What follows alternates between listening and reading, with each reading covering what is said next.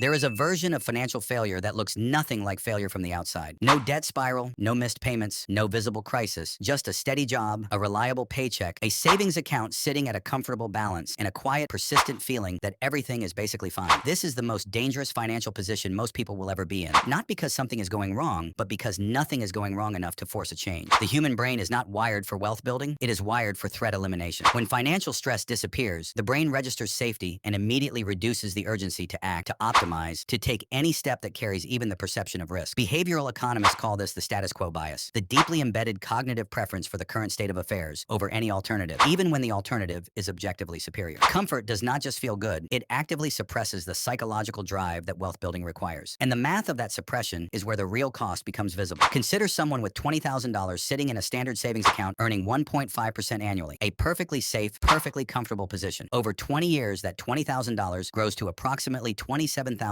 Now consider the same $20,000 placed into a diversified index fund position, earning an average of 8% annually over the same period. That same money grows to approximately $93,000. The comfort of the savings account cost that person $66,000 in real wealth, not through any dramatic mistake, but through the simple decision to choose the option that felt safer. This pattern scales with every financial decision made from a place of comfort rather than intention. The person who stays in a stable but growth-limiting job because it feels secure, who keeps money in low-yield accounts because the alternative feels uncertain, who avoids investing because the market feels unpredictable. Each of these decisions feels responsible in the moment and costs significantly in the long run. The trap is not laziness, and it is not ignorance. It is biology. The brain genuinely cannot distinguish between financial comfort and financial progress, which means the feeling of safety is not a reliable signal that wealth is actually being built. The only reliable signal is the math, and the math consistently shows that the most expensive financial decision most people make is the one that felt the most secure at the time. Financial safety is not the destination. It is the trap disguised as one.